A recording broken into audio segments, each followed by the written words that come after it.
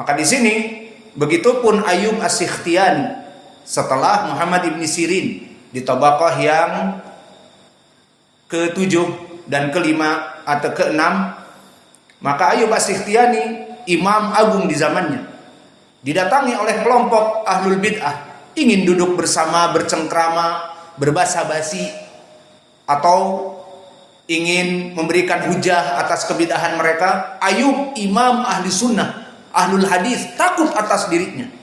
Di saat ahlul bid'ah ini mengatakan, "Wahai Imam Ayyub, mungkinkah aku berbicara dengan kamu satu kalimat saja?" Satu kalimat saja. Maksudnya ingin berbasa-basi dengan dia, duduk dengan ahli sunnah padahal dia ahlul bid'ah. Apa kata Ayyub As-Sikhtiyani? La wala nisfi kalimah. Tidak mau, setengah kalimat pun aku tidak mau duduk dengan kamu. Kenapa? Takut dari setengah kalimat itu, satu kalimat itu dia memberikan syubhat atau akhlak yang baik. Ini yang lebih muskilah. Dari kelompok ahlul bid'ah dari zaman dahulu sampai zaman sekarang banyak pengikutnya. Kenapa? Akhlaknya mulia. Dari akhlak mulia ini banyak menipu. Maka mereka kelompok Roja, kelompok Sururiyah, kelompok-kelompok yang hizbiyah sudah jelas mempunyai partai-partai, maka mereka penuh kelemah lembutan seperti Jama'atut Tabligh juga. Maka mereka keeping smile dengan kita, "Assalamualaikum warahmatullah. Apa yang bisa dibantu wahai akhi?" Ini kok baik. Sesama ahlu sunnah malah tidak saling menyapa dan saling mentahdzir dan saling menjauhkan dari pondok-pondok mereka dan menjauhkan dari murid-murid mereka dan sebagainya. Maka melihat kelompok Jama'atut Tabligh akhlaknya baik, melihat kelompok-kelompok Sururiyah dakwah mereka ramah tamah, maka akhirnya bisa terbawa awam dan bahkan dai-dai ahli sunnah. Maka di saat mereka keeping smile dan memberikan salam dan memberikan ucapan yang baik dan akhirnya mengajak makan bersama dan mengundang, saling mengundang, akhirnya terperosok kepada manhaj mereka. Maka di sini Ayyub As-Sikhtiyani, Muhammad ibn Sirin dan juga Al-Firyabi, di saat datang kepada Al-Firyabi orang Murji'ah, maka dia tidak ingin masuk ke rumahnya, maka diusir. Setelah diusir akhirnya diberikan nasihat, maka akhirnya mereka malah masuk kepada sunnah. Bukannya dengan penuh basa-basi yang kebanyakan, justru mereka malah menang. Dengan akhlak yang mulia ini mereka menjadi menang. Akhirnya kita yang terbawa duduk dengan mereka dan diundang di hari lain pun mau. Adapun para a'imah di sini tidak keras mereka. Mohon tidak berbicara masalah kebid'ahan, saya nasihati untuk bertobat kepada Allah. Akhirnya mereka mengetahui mereka salah dan akhirnya berujuk dan masuk ahli sunnah. Adapun kalau kita berbasa-basi, cenderung kita yang ikut mereka, karena mereka yang justru ingin ahli sunnah itu yang tadinya giginya keras, gigitannya kepada mereka, aumannya keras bagaikan singa, sekarang jadi singa sirkus. Meow. Karena uang, karena jabatan, karena akhlak yang mulia tadi. Maka kelompok ahlul bid'ah, mereka yang mempunyai akhlak mulia, banyak menjerumuskan awam terutama, dan bahkan dai-dai dan imam ahli sunnah. Untuk salah satu contohnya Abdul Razak Ibnu Hammam As-San'ani. Maka beliau ulama ahli sunnah di zamannya, bintang kejeraknya Yaman. Telah datang kepadanya imam dunia, Imam Ahmad dari Irak datang ke Yaman. Sampai dinukilkan ucapannya dari dia. Apa? Siapa yang ingat ucapannya? Lupa. Walau tola safar, la budda min San'a walau talas safar, maka aku harus ke San'a Yaman meskipun safar yang jauh, kata Imam Ahmad. Dan Imam Ahmad datang ke Yaman, dan begitupun Ali Ibnul Madini, gurunya Imam Al-Bukhari, dan juga dari para ulama dunia yang lainnya belajar ke Yaman.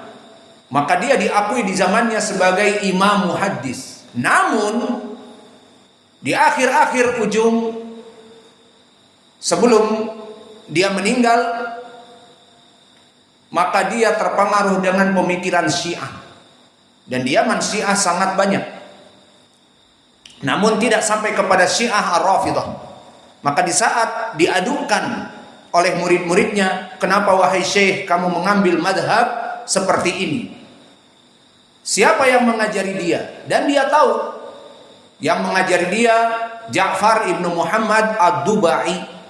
Ja'far ibnu Muhammad Ad-Dubai rawi yang saduq, hafalannya pas-pasan. Yang mana dia asalnya bukan dari Yaman, dari Irak, dari pemikiran Syiah itu dari Irak. Di tanah Karbala di sana, Iran dan sebagainya. Maka pemikiran ini dibawa oleh Ja'far ibnu Muhammad Ad-Dubai di saat melaksanakan umrah atau hajj, kemudian turun ke Yaman selatan dari Madinah Yaman atau Mekah Yaman. Maka akhirnya menuntut ilmu Abdul Razak dari rawi yang pas-pasan ini. Dari segi ilmu jauh Abdul Razak lebih unggul. Maka dikatakan, kenapa ya Syekh sampai berbicara pemikiran Syiah? Karena salah duduk dengan Ja'far ibnu Muhammad Ad-Dubai, ajabani husnu suntihi, telah membuat menipu dayai aku keindahan akhlaknya. Oleh sebab itu kebanyakan ahlul bid'ah, mereka melaksanakan kebid'ahan dihiasi dengan akhlak yang mulia. Orang-orang sufi kita lihat akhlaknya mulia, senyum dan tawadhu dan zuhud, namun ucapannya bid'ah dan khurafat. Semalam aku melaksanakan maulid Nabi dan datang Nabi menyapaku dan menyalamiku. Kif? Dari mana itu? Bahkan mengajak kepada kesyirikan. Mari kita melaksanakan haul di makam Syekh Al-Fulani karena kuburannya barokah. Kamu meminta di sana kepada Syekh, Syekh akan memberikan apa yang kamu inginkan. Maka ini syirik.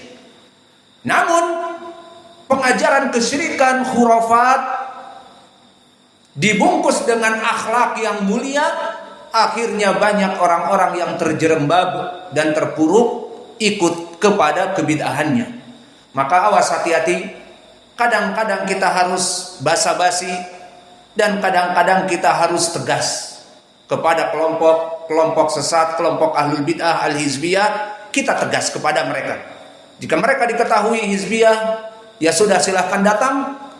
Kemudian sambil datang dinasehati pelajaran membahas manhaj.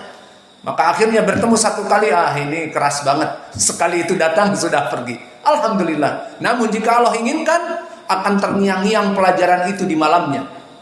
Berarti apa yang diucapkan si ustadz ini keras banget, ternyata benar. Kalau Allah inginkan, maka dia akan kembali kepada sunnah. Namun kalau datang kemudian berbasa-basi, kita undang makan dan mereka mengundang makan, dan akhirnya menjadi hubungan yang baik, maka kita takut kepada manhaj kita dan agama kita.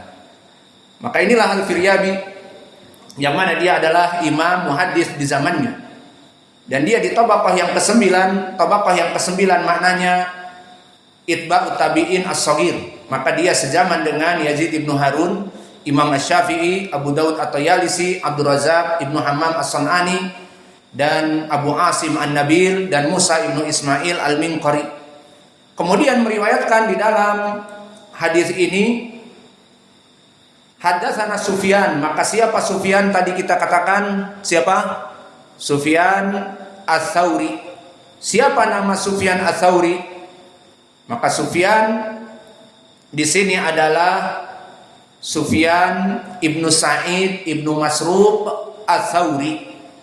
Dia adalah ulama dari Kufah, Al-Kufi, dan dia adalah imam muhaddis di zamannya. Dan Sufyan Ats-Tsauri hidup di Tabaqah yang ketujuh.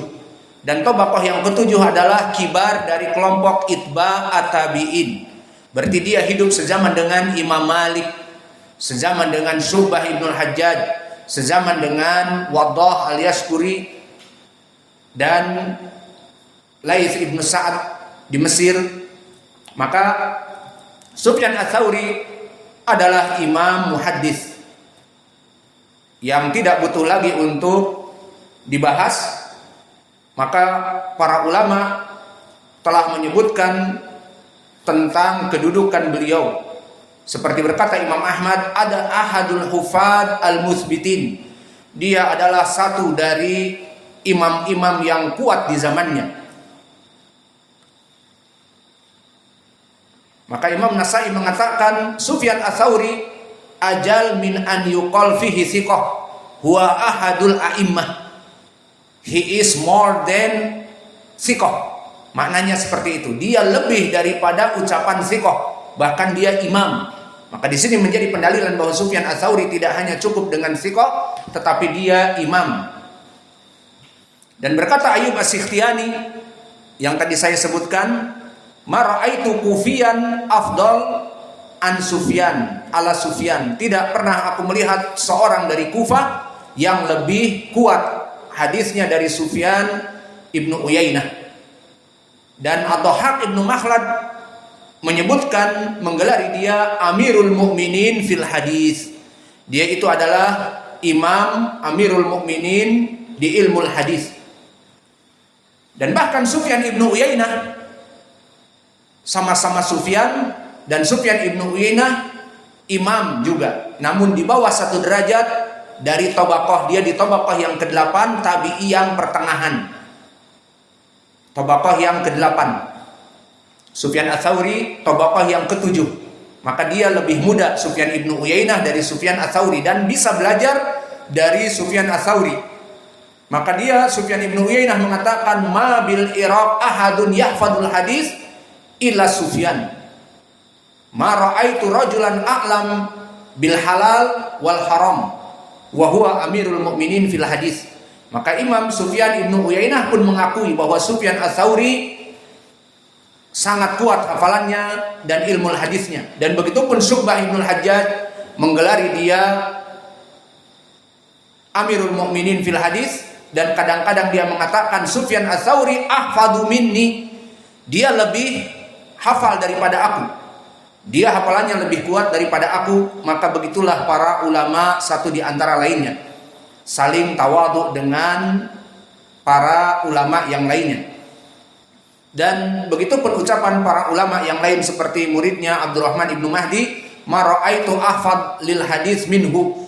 Aku tidak pernah melihat orang yang paling kuat hafalannya kecuali Sufyan.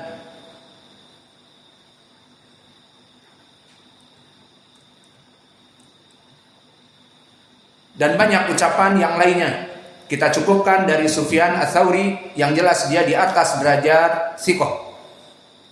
Kemudian berkata Sufyan